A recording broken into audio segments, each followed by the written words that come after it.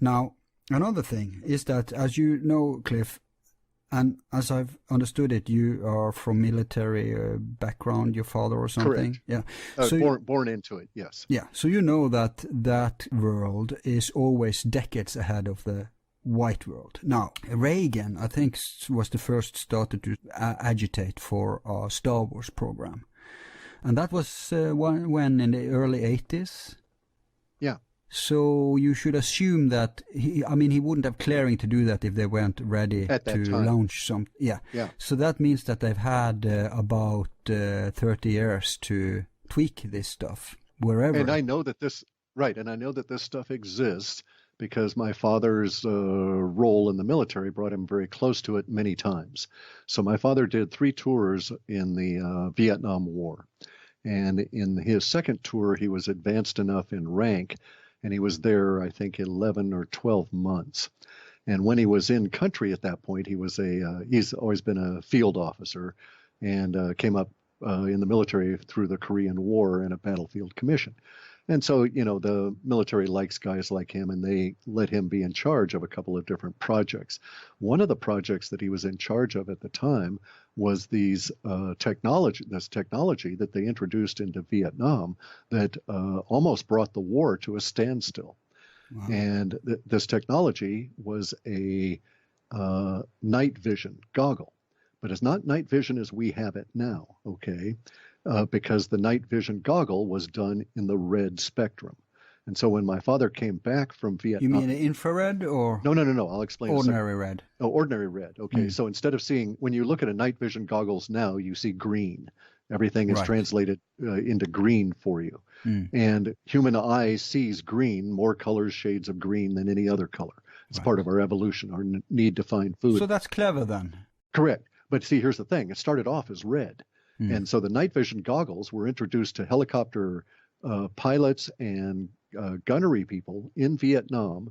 And I won't hesitate I won't guess as to which year it was that they introduced them, but my father was part of this initial experiment with the troops that he commanded.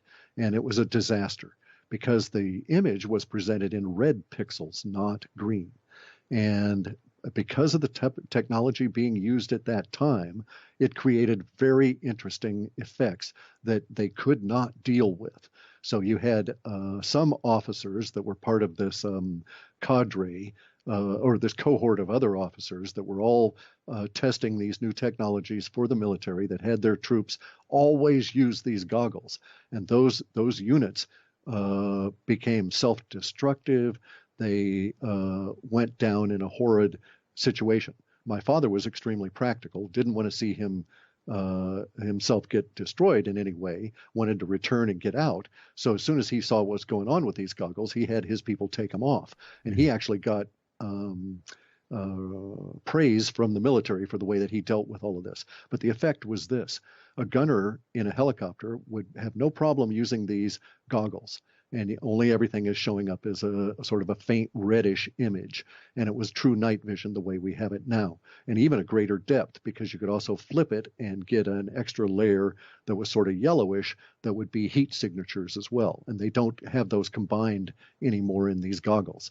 Anyway, the goggles that were presented to the gunners, and my father tells the story of the very first time they're out with them, and they're flying along, and he's in the front of the helicopter with the pilot. And all of a sudden, in a very peaceful area, not anything going on at all, the gunner in his on the starboard side of his helicopter starts firing wildly at their height, not at anything on the ground, but at an area that he was shooting at, and basically causing other helicopters in their little flotilla to have to react. And my father goes on back to the gunner, basically demanding, "What the hell, dude? What are you shooting at?" And the kid is just sweating profusely, and his eyes are just dilated beyond belief. And my dad thought he was dealing with another heroin addict, but this was before it had gotten really bad in Vietnam, and the kid was not exhibiting those kind of symptoms. He was reacting to what he had seen. And he's describing to my father that he was shooting at these basically flying demons that were flying alongside the helicopter. And he knew they were coming to get him because they were gesturing at him and they could see him. And so he reacted, and he started shooting his Bren gun, big 50 caliber slugs at these things, right? And they were flying along right next to the helicopter, so he's firing out directly from the helicopter, and there are other helicopters in the vicinity, so it caused all kinds of problems. And this goes on repeatedly, week after week after week. Every time they try and use these night vision goggles, at some point they encounter monsters, true monsters. Now, officers had been told not to wear these. Okay, the pilots were told not to wear them.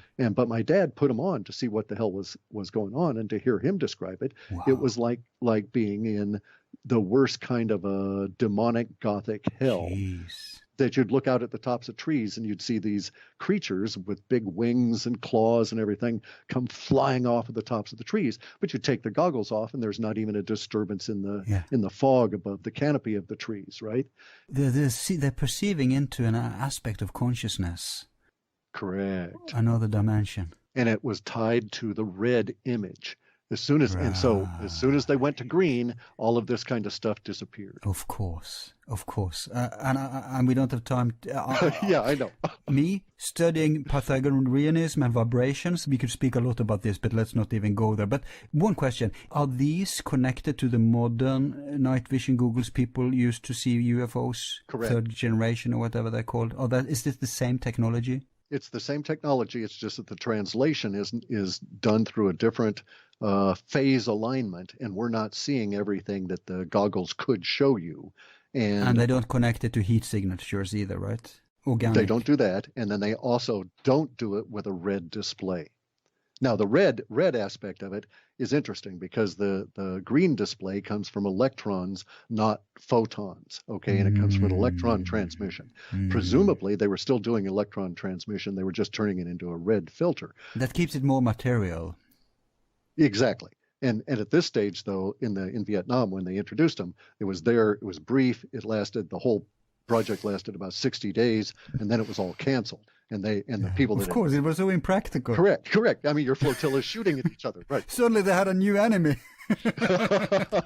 Don't let them know. One that bullets didn't bother, right? Please say you inherited one of these goggles from your father. No. Oh, damn. No. That kind of stuff never happened. My dad was at a level of the military where we had to be very concerned because he used to do CID, internal criminal kind of investigations, right? Yeah. And so his clearances and stuff were always checked. So he was a by the book kind of a fellow insofar as the military was concerned at that level. I mean, we had our phones tapped, all of that kind of. Okay, because I was ready to book a flight to Northwest America now.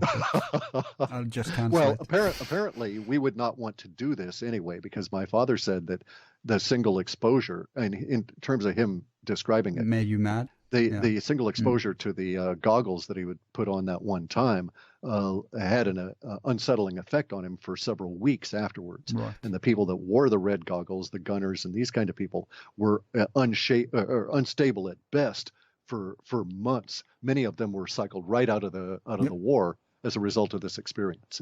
Yep, that so fits with the whole Vietnam War anyway. And you couldn't tell the difference. Everybody went crazy over there. Right. But here these guys had a real reason for doing it because of the images coming in and the radiation probably. But, I mean, imagine the energies letting loose in Vietnam at the time. No wonder there was attracting those kind of manifestations. You're right. Now, maybe the manifestations are there continuously, always around us, but they just don't disturb us. It's just a strata of reality, right? Right, because we don't see them, right. And see, so here's the thing. Indeed, if we're looking at automated kinds of systems and so on, there's nothing to say that, we use projectile weapons, but that's not the only way to think of fighting wars and doing protective systems and so on. Some of them may be quite biological and indeed be mechanistic at a deep level. And you could interact with these apparitions when you had a Google. The apparitions could see you and you could see them. That's what caused these people to think they were under attack by these beings and to respond by shooting at them, because the things they were shooting at would point at them to each other and attempt to coordinate something. Of course, it must have been a big deal because normally we can't see them, right? Correct. Look at that. That guy can see us. And you're up a couple of hundred, exactly. You're up a couple of 100 feet in the air, and this thing's flying along, and it's pointing at you, and you look around, and then it points at you again, and you have that mind-to-mind connection. Right. Of course, you're going to freak out and start shooting. Yeah. Mutually, I bet. Yeah. And by the way, they are shooting in our atmosphere right now. With an ordinary Google's people used to UFO sightseeing. Exactly. And I've got those goggles, and I see a lot of the UFOs and stuff. In my particular area here, I have to look over to the constellation Cassiopeia. And there I see a lot of the activity that's going on. And see, this is why, getting back just briefly to the blue chicken cult and the Corey Good guys, right? I had no problem accepting the idea that there would be a whistleblower that would come out of the secret space program, okay? Because I see the secret space program with the goggles flying around doing stuff. I see the big ships. I see the little triangular ships. I see what to a military brat are clearly logistics movements. I also see clearly what are coordinated flotilla training exercises where they're all learning to fly with each other or act in a coordinated fashion. And so I can easily understand that the secret space program exists because I can go out and see it most days that it's not raining around here. And so I was sort of expecting that, well, at some point, somebody's got a blab. But I was thinking that, it would be somewhat realistic and not this... Yeah, like the hacker who found evidence that they even have space fleets. Oh, McKinnon. Yeah, exactly. And they want to put him in jail. Of course. Now, so there's a real good indication. This guy comes on out. Just like the Antarctica missions, you have to go by the reactions. That's the telling part. Correct. And so here we have the reactions of the military and the government trying to put McKinnon in jail to extradite him from England for a crime that he didn't commit in their country that isn't even really a crime in our country, just because he found stuff he shouldn't have found. And they go on for years about it. Which makes me think what ace has Assange got up his sleeve. Yeah, what's he holding? But it also goes to the other point. If McKinnon, a kid in England with a computer, causes such a brouhaha about the secret space program, then obviously Corey Good is full of shit because no one's trying to arrest him. They are rewarding him. Correct. And in fact, the military and everybody, they're not even looking at him. It's like, oh, yeah, a crazy fellow. We don't care about him. He's good for that agenda. He makes a mockery out of this thing. But then he may even be designed. We don't know.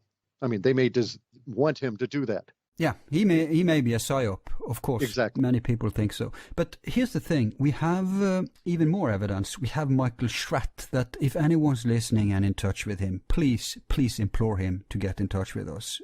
He needs to be covered. He's one of the great researchers in the Sirius Secret Space Program Convention research, which was kind of hijacked by the Wilcox Good crowd. Right. And Michael Schratt, his evidence is so tight that you can't discuss.